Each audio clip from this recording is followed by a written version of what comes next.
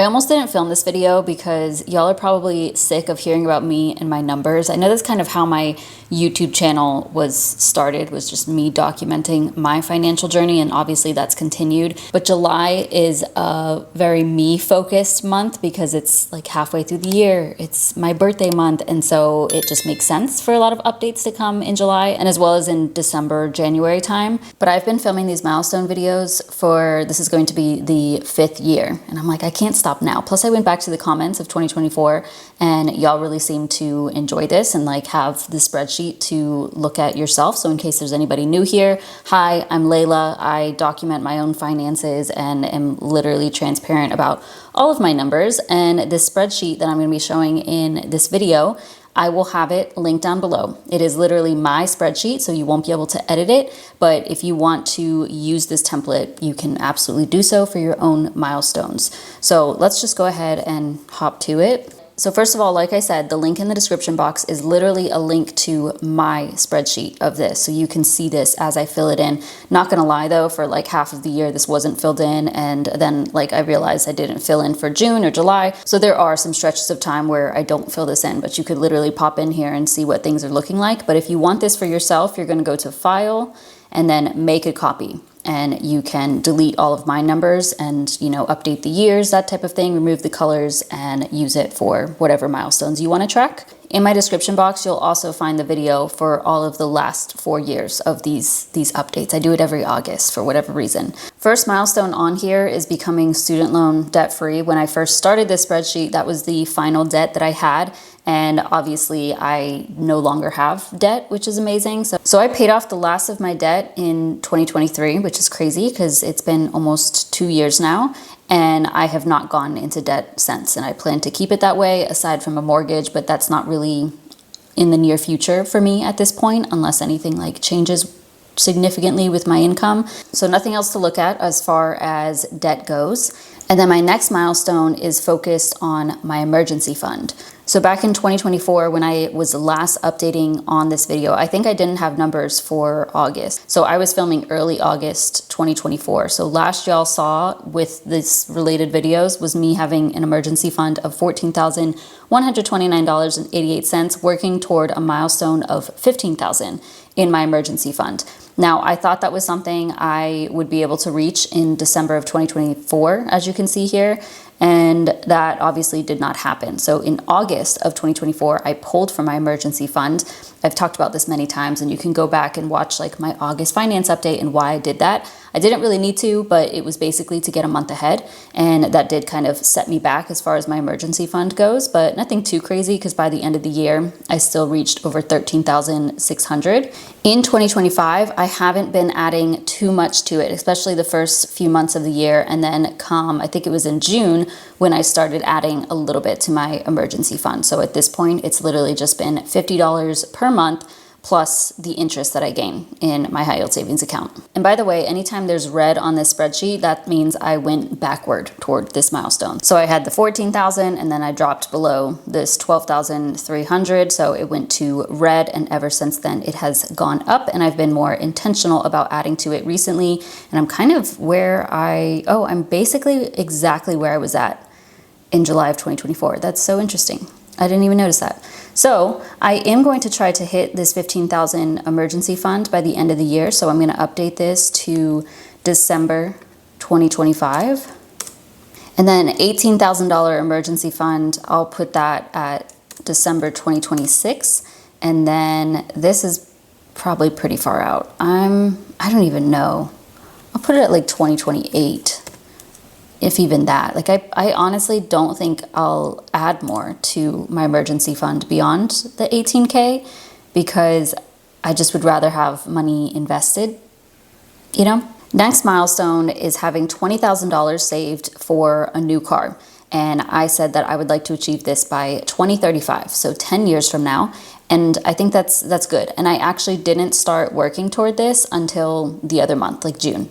Going back to 2024, again, I also saw a decrease in this savings account, and that was because I got new tires. I remember that. I got 4 new tires, and that was pretty costly. Tires are expensive, and I got ones that are pretty expensive. So I pulled from my savings because that's what that's there for. And I haven't really been adding to my car maintenance sinking fund too much, just letting the interest grow there. But then come June or July, whenever it was that I started auto savings, I did start saving again to this sinking fund. And this is for car/car maintenance. So anytime I have to get car maintenance, I do pull from this. That's why it decreased again. And then in June, I got my windows tinted, so I pulled from it again. And then end of June, early July, I calculated, okay, I want $20,000 in this account, 20,000 plus, because I'm not even counting what's in there.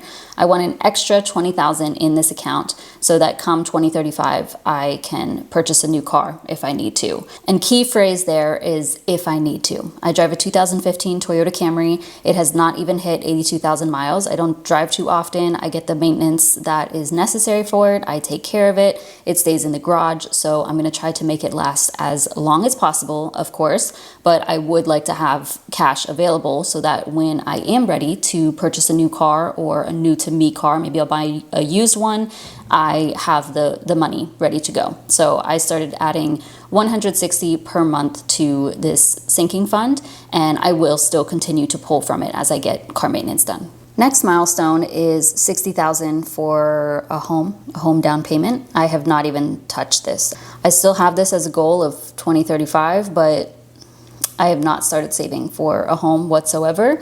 Like I said, it's not really in the near future for me. It's not on the horizon unless anything changes significantly with my income and I'm like, hey, I actually can start to save for this and look at properties for myself and my fiance. But right now, we are pretty comfortable with where we're at and we expect to be here for several years anyway. Next milestone is focused on investing. So I've achieved a few goals here, including very recently hitting $100,000 invested. Now, this is something that could go backwards, but we're just going to hope for the best and hope that doesn't happen. Let's go back to 2024. So when I filmed last July 2024, my investments alone were $81,993. That slowly increased throughout the rest of 2024, ended the year at just over $91,000 in investments. This is between my Roth IRA, my solo 401k, and then my brokerage account. Those are the only three investment retirement accounts that I have. And then all of that did increase for January 2025, but after that, things started decreasing. So I guess I should put this in red, huh? Not really in my control. It doesn't mean I'm not investing. It just means that the market is down.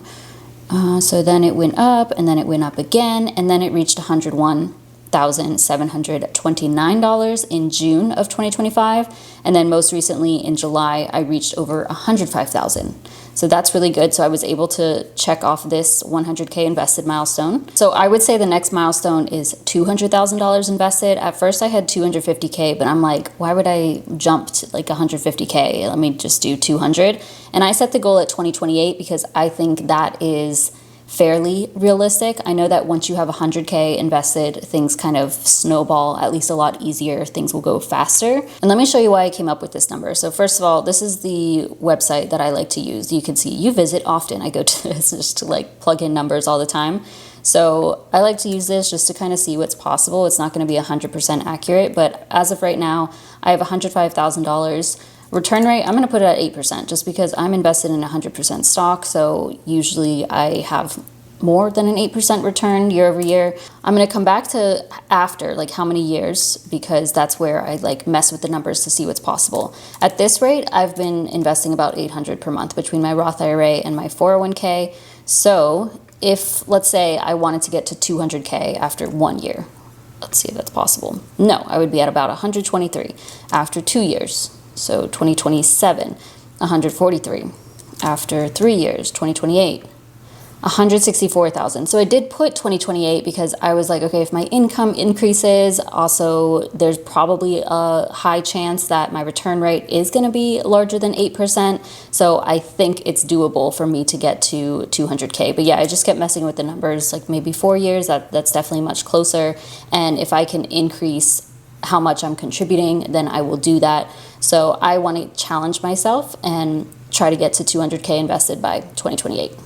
At least by the end of it, December 2028. So that's the investments. And then next milestone is focused around my net worth. I've already achieved a few of these milestones too. Most recently, I hit a $100,000 net worth. That was back in March 2024. So then I started tracking when I would hit my $200,000 net worth.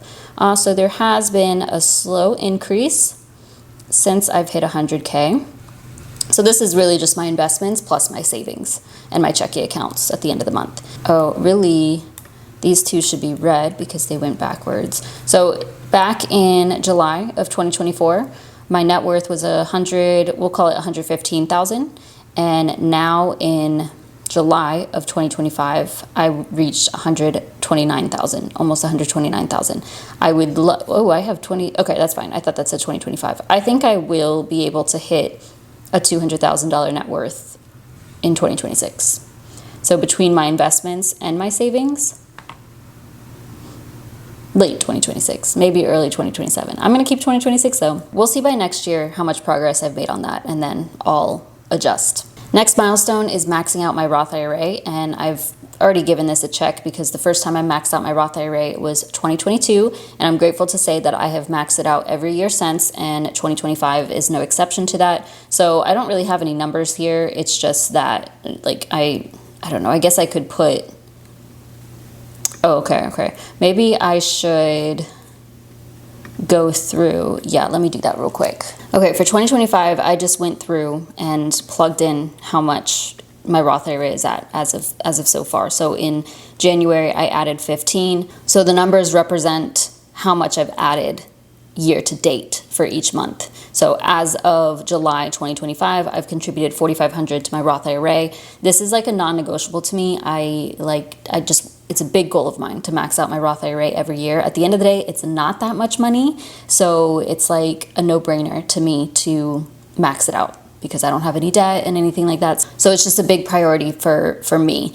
In 2024, I was able to max out my Roth IRA in the first couple days of the new year, which is like what I prefer to do, but yeah. And then back in 2023, I maxed it out by June. So went a little bit backwards as far as that goes, but I'm still gonna max it out, and that's okay. Next milestone is maxing out my 401k, and I put the goal of 2024. I didn't do that at all. In 2024, I contributed $9,004.35 to my 401k, and that's between when I was working at my full-time job, because I left my job in May of 2024, and then my solo 401k. This is actual contributions and does not include employer match. So I'm not going to be able to max it out this year either, and that's okay. So these are literally what I've put in so far.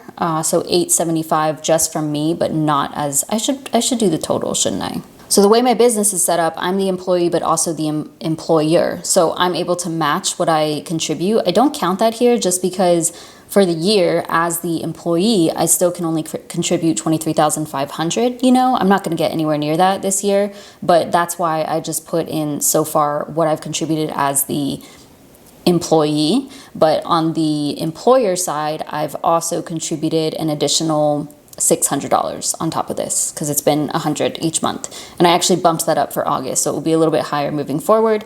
Yeah, I have not reached this goal, and I don't know when it is that I will, so we'll call this, we'll try maybe 2026. Just depends on my income. Like if I can make more money, I will invest more. Y'all know this.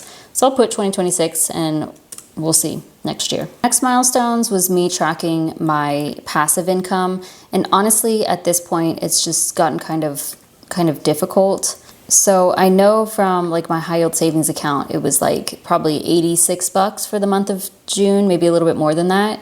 And then from dividends, it was probably similar to what this is, honestly. Yeah, I'm just not gonna, it's hard to keep up with how much you're making in passive income. It's kind of irrelevant too at the end of the day, just because I'm not using that money to live off of or anything. It just stays with my savings. The dividends get reinvested. So that's why I've kind of fallen off with tracking that. But I would say it's somewhere still around here, maybe 450. It depends on the market. So there's some months that my investments grow a lot, and then there's some months that it will go backwards, as y'all can see. And then dividends come every quarter. So it really just depends on that. At this point, outside of that, the main passive income that I'm earning is from the interest in my high yield savings account. And then the last milestone I have on here is make over $100,000. I did achieve this goal in 2023. That was the first time I've ever made over 6 figures. That was between my full-time job and my side hustles, like my business. And then of course I quit my job May 2024. So I did see a decrease overall in my income. So that's what this figure is. That's how much I made in the whole year. Those were my gross earnings. And that includes extra income as well, like credit card cash back and all of that. So far this year, so from January through July, between my business income and my extra income, I've made $47,839. So that's pretty good. And that's just me making money on my own. I wouldn't say I'm happy with it. I am okay with it. Like, it's pretty good. It's obviously officially been over a year since I've been self-employed, so it's just something that's going to take time to build. But the whole point of me leaving my 9-to-5 job and becoming self-employed was to live a slower life and do things that actually make me happy. So me hustling my way to make 6 figures is just not... It's not worth it to me, but I also want to be sustainable with my growth and how I'm making my money. So for me to be going crazy working, that's not something I'm really willing to do, because then I'll just be stressed out, you know? And it's like, now I have to maintain this level of work to make this level of money.